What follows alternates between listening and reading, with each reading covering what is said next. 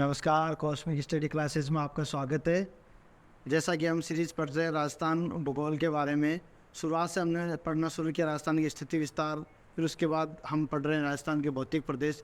राजस्थान के भौतिक प्रदेशों में हम अभी पढ़ रहे हैं जो पश्चिमी मरुस्थल के बारे में। पश्चिमी मरुस्थल के बारे में जो पिछली वीडियो में हम पढ़ रहे थे शुष्क मरुस्थल के बारे में, और शुष्क मरुस्थल को भी अलग अलग दो भागों में बांट करके हमने एक बालू का स्तूप युक्त पढ़ा और एक बालू का स्तूप मुक्त पड़ा। तो ये दोनों ही जो है शुष्क मरुस्थल के भाग है और इनकी डिटेल से हमने चर्चा की है। आज हमारा नया टॉपिक होगा, इसी का अगला भाग जो रहेगा अर्ध शुष्क मरुस्थल। जो पश्चिमी मरुस्थल का दूसरा जो भाग है वह अर्ध शुष्क मरुस्थल। तो आज हम पढ़ेंगे अर्ध शुष्क मरुस्थल के बारे में। तो हेडिंग डाल लीजिए आप, अर्ध शुष्क मरुस्थल। अर्ध शुष्क मरुस्थल कौन सा है? जो 25 सेंटीमीटर वर्षा रेखा और 50 सेंटीमीटर वर्षा रेखा के बीच के क्षेत्र को अर्ध शुष्क मरुस्थल कहते हैं। अर्ध शुष्क मरुस्थल कौन सा? जो 50 सेंटीमीटर वर्षा रेखा से 50 और 25 सेंटीमीटर वर्षा रेखा के बीच का जो मरुस्थल है उसको हम क्या बोलते हैं? अर्ध शुष्क मरुस्थल। जैसे कि मान लो ये राजस्थान है हमारा, अगर ये राजस्थान है तो ये जो रेखा है वो कौन सी है? 25 सेंटीमीटर वर्षा रेखा, जो कि कौन सी है? सेंटीमीटर वर्षा रेखा, जो क्या करती है? अर्ध मरुस्थल को और मरुस्थल को दो भागों में, अलग अलग भागों में बांटती है। और ये जो है ये कौन सी है? 50 सेंटीमीटर वर्षा रेखा, वर्षा रेखा। ये जो भाग है ये भाग कौन सा कहलाता है? अर्ध शुष्क मरुस्थल। अर्ध शुष्क मरुस्थल ये जो भाग है ये कौन सा है? बीच का जो है भाग है, इसको हम क्या बोलेंगे? अर्ध शुष्क मरुस्थल। अगर हम भौतिक प्रदेशों के आधार पर देखें तो ये हमारा राजस्थान है, और इस राजस्थान की अगर बात करें तो इस तरफ कौन सा है? ये शुष्क मरुस्थल। और ये जो है ये कौन सी है? कौन सा भाग है? अरावली पर्वतमाला। तो अरावली पर्वतमाला और शुष्क मरुस्थल के जो बीच के भाग को हम क्या बोलते हैं? अर्ध शुष्क मरुस्थल। किसको बोलते हैं? जो अरावली पर्वतमाला और शुष्क मरुस्थल के जो बीच का जो भाग है यह क्या कहलाता है? अर्ध शुष्क मरुस्थल। तो आप एक इसका स्क्रीनशॉट ले लीजिए।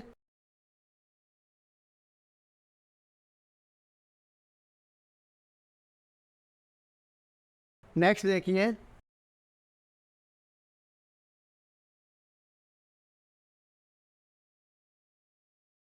ये हमारा राजस्थान है।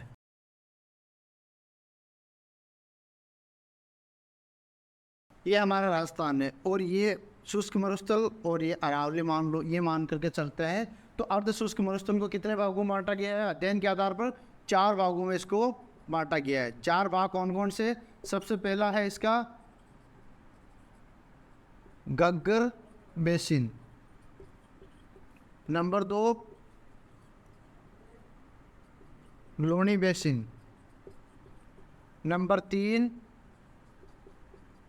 नागौरी उच्च भूमि, और 4th है शेखावाटी अंत्य पर्वत क्षेत्र। ये 4 भागों में बटा हुआ है। अगर इस भाग को, ऊपरी भाग को देखेंगे तो ये कौन सा है? गग्गर बेसिन। अगर हम इस भाग की बात करें तो ये कौन सा है? लूणी बेसिन। इस क्षेत्र की हम बात करें तो ये कौन सा है? नागौरी उच्च भूमि। और ये जो क्षेत्र है ये कौन सा है? शेखावाटी अंत्य पर्वा क्षेत्र। तो ये 4 अलग अलग क्षेत्रों में बटा हुआ है। ये भाग जो है वो कौन सा है, घग्गर बेसिन का। ये जो भाग है नागौर चूमी का है। ये जो भाग है वो लोनी बेसिन का है। और ये जो भाग है वो कौन सा है, शेखावाटी प्रवाह क्षेत्र। तो भौगोलिक आधार पर हम देखते हैं तो अर्ध शुष्क मरुस्थल को अध्ययन के आधार पर कितने भागों में बांटा गया है, 4 भागों में। घग्गर बेसिन, लोनी बेसिन, नागौर चूमी और शेखावाटी अंत्य प्रवाह। तो इसका भी आप स्क्रीनशॉट ले लीजिए एक बार।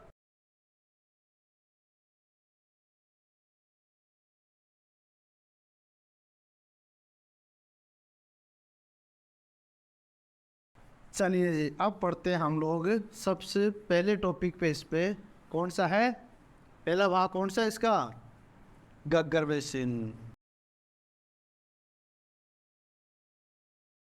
फर्स्ट भाग है घग्गर बेसिन। अभी हमने मैप पे देखा, राजस्थान के मैप में घग्गर बेसिन कौन सा है, ऊपरी भाग। तो घग्गर बेसिन कौन सा होगा, घग्गर नदी का प्रवाह क्षेत्र जो होगा वो कौन सा होगा, घग्गर बेसिन भाग। कौन से 2 जिले हैं मुख्य रूप से, गंगानगर, हनुमानगढ़ और गंगानगर, ये 2 मुख्य प्रवाह क्षेत्र है इसके। ठीक है, घग्गर नदी को और दूसरा क्या नाम दिया जाता है, मृत नदी भी कहा जाता है इसको, जो कि पहले की जो सरस्वती नदी बहा करती थी उसी की एक सहायक नदी मानते हैं घग्गर नदी को। इसके मुख्य प्रवाह क्षेत्र कौन कौन से, हनुमानगढ़ और गंगानगर। मुख्य रूप सामान्यतः तो इसको देखा जाता है, सामान्यतः जो बटनेर है, बटनेर के पास जो रेगिस्तान है उसमें आकर के और ये घग्गर नदी है वो क्या हो जाती है, लुप्त हो जाती है। कहाँ पर, बटनेर के पास रेगिस्तान में। लेकिन अगर अधिक वर्षा हो, थोड़ी अधिक वर्षा हो, तो अधिक वर्षा होगी तो क्या आएगी, हनुमानगढ़ के अंदर, हनुमानगढ़ में बाढ़ के हालात हो जाते हैं। और जब हनुमानगढ़ में बाढ़ के हालात हो जाते हैं तो इसका जो पानी है वो कहाँ तक पहुँच जाता है, सूरतगढ़, गंगानगर तक चला जाता है इस क्षेत्र का, इस नदी का पानी। और भी अधिक वर्षा हो, ज़्यादा वर्षा हो, तो इसका पानी है वो कहाँ तक चला जाता है, पोर्ट अब्बास तक, जो कि कहाँ पर है, पाकिस्तान में। जब अधिक वर्षा हो, अगर सामान्य अगर हो तब तो ये सामान्यतः वैसे तो बटनेर के रेगिस्तान के पास आकर के लुप्त हो जाती है, रेगिस्तान में समाहित हो जाती है। लेकिन अगर अधिक वर्षा हो तो हनुमानगढ़ में बाढ़ के हालात हो जाते हैं और उसकी वजह से इसका जो पानी है वो सूरतगढ़, गंगानगर तक चला जाता है। और ज़्यादा अगर वर्षा हो तो इसका पानी कहाँ तक पहुँच जाता है, पोर्ट अब्बास है पाकिस्तान के अंदर, वहाँ तक इसका पानी चला जाता है। और यहाँ पर जो एक है नाली, नाली किसको बोलते हैं, घग्गर नदी का जो प्रवाह क्षेत्र है, घग्गर नदी के प्रवाह क्षेत्र को किस नाम से जाना जाता है, नाली के नाम से जाना जाता है। तो इसका स्क्रीनशॉट ले लीजिए आप एक बार।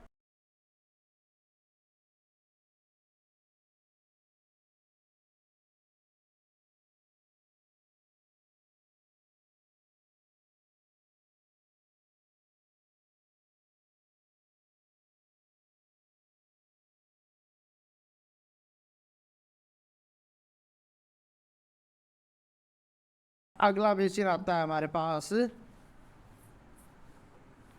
लोनी बेसिन। कौन सा है, लोनी बेसिन।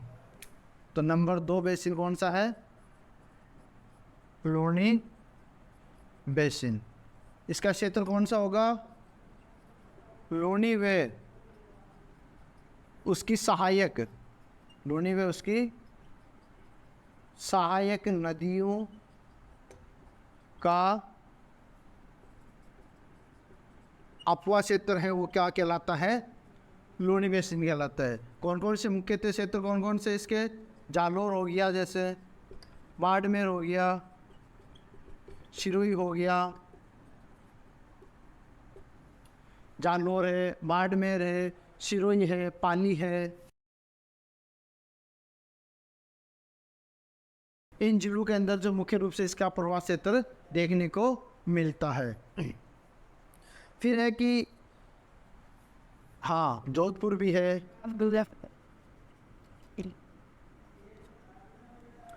अब ये जो लूनी नदी है ये कहाँ से निकलती है? अजमेर की नाग पहाड़ी से। आगे कहाँ तक?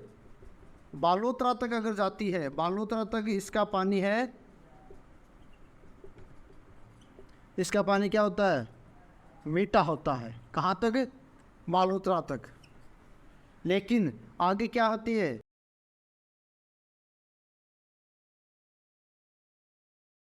नमकीन चट्टाने होने, यानी कि नमक युक्त चट्टानों के कारण है, चट्टानों के कारण इसका पानी बालोतरा से आगे क्या हो जाता है? खारा हो जाता है। बालोतरा से आगे पानी इसका क्या हो जाता है? खारा हो जाता है। किसका? लूनी नदी का। वहाँ तक तो इसका पानी मीठा होता है, लेकिन आगे जैसे ये आगे बढ़ती है तो आगे जो इसकी चट्टाने, नमक युक्त चट्टाने आने की प्रवाहित होने की वजह से इसका पानी है वो क्या हो जाता है? खारा हो जाता है। ये जो क्षेत्र है, इस क्षेत्र का एक दूसरा नाम भी है, गोडवाड़ प्रदेश भी बोलते हैं इसको। क्या बोलते हैं? गोडवाड़ प्रदेश के नाम से भी इसको जाना जाता है। इस क्षेत्र में लवणीय पादप लवणी बेसिन भी पाई जाती है, बेसिन आती है लूनी बेसिन में। दूसरा एक काला भूरा डूंगर,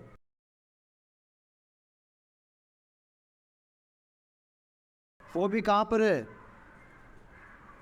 इसके पूर्व की सीमा पर, यानी कि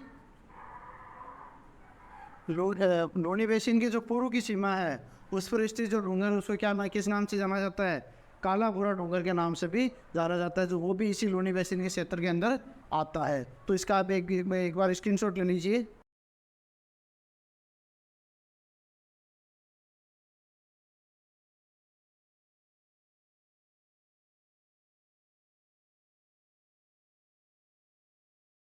फिर देखिए,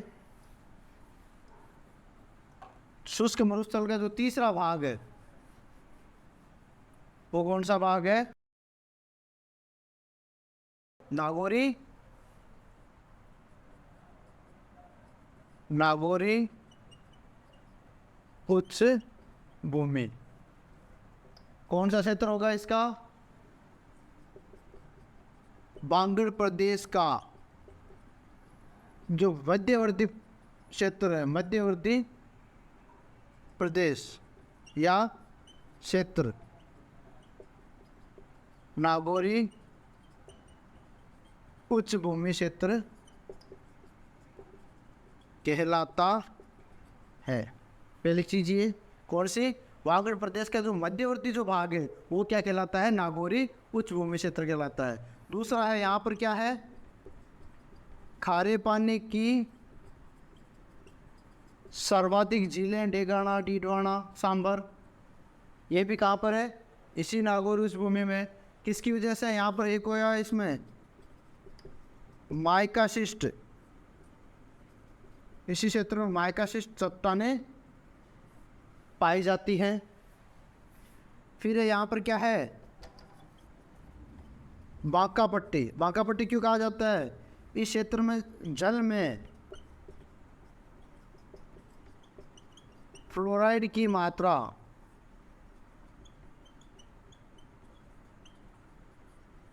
अधिक होने से फ्लोरोसिस बीमारियां, यानी कि हड्डियों की बीमारियां, जो फ्लोरिस बीमारियां के कारण इसको किस नाम से जाना जाता है? बांका पट्टी। किसको? नागौर और अजमेर के क्षेत्र के जल में जब फ्लोराइड की मात्रा अधिक होने की वजह से जो है फ्लोरोसिस बीमारियां होती है, इसलिए इस क्षेत्र को किस नाम से जाना जाता है? बांका पट्टी के नाम से भी जाना जाता है। तो इसका भी स्क्रीनशॉट ले लीजिए आप।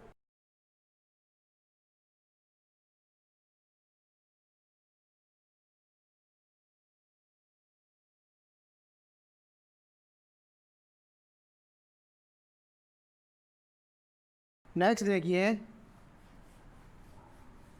चौथा कौन सा भाग है इसमें?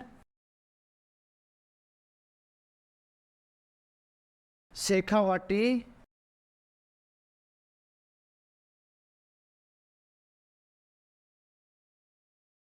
अंतः प्रवाह क्षेत्र कहाँ पर है? कातली नदी के आसपास का जो क्षेत्र है, कातली नदी के का अपवाह क्षेत्र तो है ही है। इसमें मुख्यतः कौन कौन से है? चूरू, झुंझुनू, सीकर और नागौर का उत्तरी भाग। नागौर का उत्तरी भाग वो किस में आता है? शेखावाटी प्रदेश के अंदर।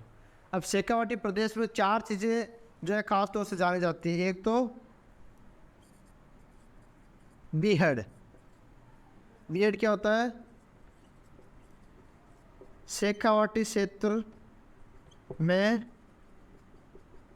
चारागाह जो क्षेत्र होता है उसको किस नाम से जाना जाता है? बीहड़ के नाम से। जोहड़ शेखावाटी क्षेत्र में जल की आवश्यकता हेतु बनाए गए कच्चे व पक्के जो कुएं हैं उनको क्या कहा जाता है? जोड़ कहा जाता है। फिर सर, वर्षा के जल का एकत्रित होना। जहाँ पर वर्षा का जल वर्षा जल जो एकत्रित हो जाता है उसको क्या कहा जाता है? वहाँ पर सर कहा जाता है। और एक है तोरुवाटी, तोरावटी, यानी कि कातली नदी का जो प्रवाह क्षेत्र है, कातली नदी का प्रवाह क्षेत्र क्या कहलाता है? जो इसी का भाग है एक, किसका? शेखावाटी अंतः प्रवाह क्षेत्र का भाग है। उसको हम किस नाम से जाना जाता है? तोरावाटी के नाम से इसको जानते हैं। तो ये 4 क्षेत्र है, वो जो 4 जो मुख्य बिंदु है वो शेखावाटी क्षेत्र में प्रमुख रूप से हैं। तो इसका भी आप स्क्रीनशॉट ले लीजिए एक बार।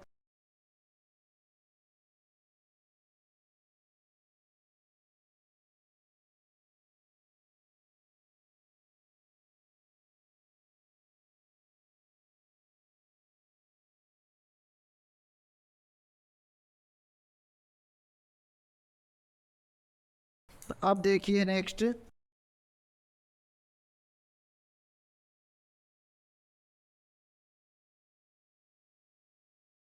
आगे हम पढ़ते हैं मरुस्थल से जुड़ी और कौन कौन सी महत्वपूर्ण जो है बिंदु है, महत्वपूर्ण तथ्य कौन कौन सा है। एक तो है गोडावन के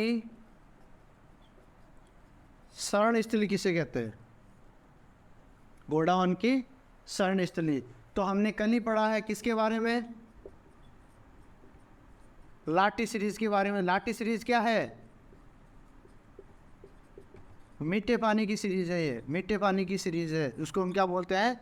लाटी सीरीज। तो यहाँ पर सबसे ज़्यादा अधिक कौन सी घास होती है? हाँ, मरुस्थल की सबसे उपजाऊ घास कौन सी है? सेवन घास। तो सेवन घास अधिक होने की वजह से गोडाउन ज़्यादातर जो है इसी घास के नियर बाय हमें देखने को मिलते हैं। इसलिए इसको किस नाम से? लाटी सीरीज के क्षेत्र को। लाटी सीरीज कहाँ से कहाँ तक है? कल ही हमने पढ़ा है, पोखरण से मोहनगढ़ तक। अब आपको बता सकता है बीच में एक कुआं भी है, नलकूप भी है, जिसको बोलते हैं चांदन नलकूप। इसका दूसरा नाम क्या है? हाँ, थार का गड़ा। इसको और किस नाम से जानते हैं? थार के गड़े के नाम से जाना जाता है। तो गोडावन की जो शरण स्थली किसको माना जाता है? लाटी सीरीज जो क्षेत्र है, यानी पोखरण से लेकर के मोहनगढ़ के आसपास का जो क्षेत्र उसको क्या बोलते हैं? गोडावन की शरण स्थली। फिर एक है मरु उद्यान। मरु उद्यान किसको बोलते हैं? जल बेसिन के चारों ओर फैली हरियाली। जो जल बेसिन होते हैं अलग अलग, उनके चारों ओर जो हरियाली फैली होती है उसको किस नाम से जाना जाता है? मरु उद्यान के नाम से। सुना होगा आपने राष्ट्रीय मरु उद्यान कौन से ज़िले में है? कमेंट करके बताइए हमें कि राष्ट्रीय मरु उद्यान कौन से ज़िले में है। इसका स्क्रीनशॉट ले लीजिए आप एक बार।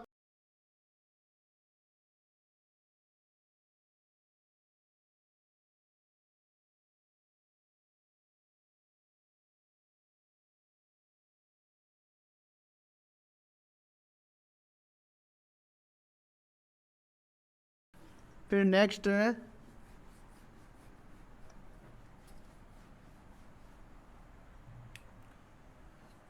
दौरे। दौरे क्या होता है? जो लहरदार बालू का स्तूप होते हैं। बालू का स्तूप का कल ही पढ़ा हमने, पिछले वीडियो में हमने पढ़ा है बालू के स्तूप के बारे में, अलग अलग प्रकार इनके। तो लहरदार बालू का स्तूप होते हैं उसको तो क्या बोलते हैं? दौरे। और एक होता है दरियन, जो कि क्या होता है? सीधे होते हैं, सीधे या बिना लहरदार। बिना लहरदार जो बालू का स्तूप होते हैं उसको क्या बोलते हैं? दरियन बोलते हैं। एक नाम सुना है? पीवना। पीवना और पावना अलग अलग चीज़ है। पावना को पीवना से मत जोड़ देना। पावना अपने जवाई सा होते हैं और पीवना कौन होता है? हाँ, मरुस्थलीय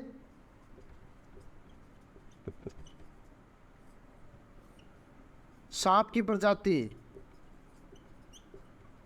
सांप की प्रजाति कैसे रंग का होता रही है? हाँ, पीले रंग का। कैसा कलर होता है इसका? पीला कलर होता है। किसका? पीवना सांप का। तो इसका स्क्रीनशॉट ले लीजिए आप एक बार।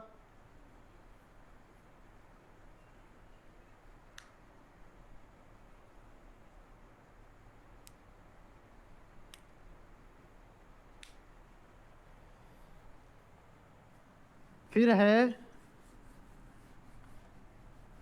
अगला एक महत्वपूर्ण बिंदु है इसका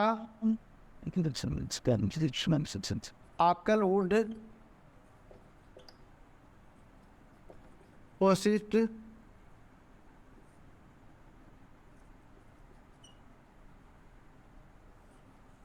आकलवुड कहाँ पर है? ये जो पार्क है, फोसिल पार्क जो है, कहाँ पर है?